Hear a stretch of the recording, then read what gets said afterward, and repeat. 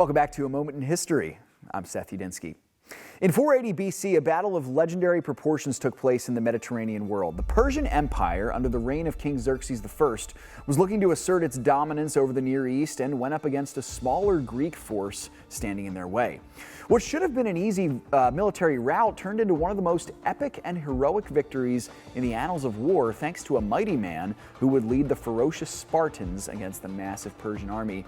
He was King Leonidas, champion of Sparta and leader of the elite 300 warriors who held the mountain pass at Thermopylae.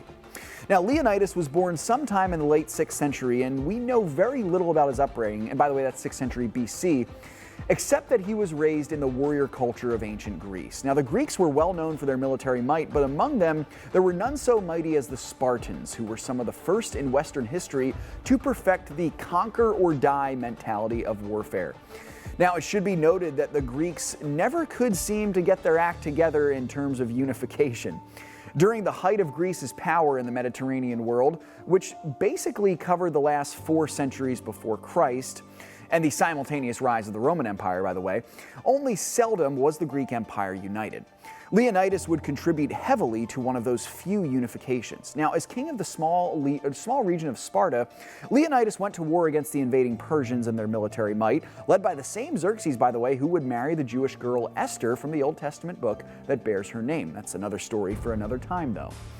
Xerxes would have had a clear path to the heart of Greece were it not for the forces of Leonidas, who stood in his way at the mountain pass of Thermopylae. With him stood roughly 7,000 Spartans against a number of Persians that some historians estimate was anywhere between 150,000 and 300,000. After Xerxes demanded Leonidas surrender and lay down his weapons, he famously replied, "Come and take them." For several days, the Greeks held off the far larger Persian army thanks to a home field advantage that forced Xerxes to funnel his troops between the mountain pass, where the Greeks would pick them off one by one.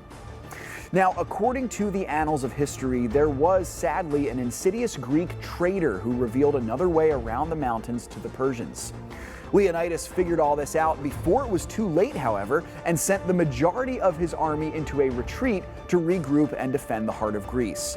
He then stayed at Thermopylae with 300 of his elite men to try to hold off the Persians as long as they possibly could and give the rest of the army a fighting chance, and they did just that.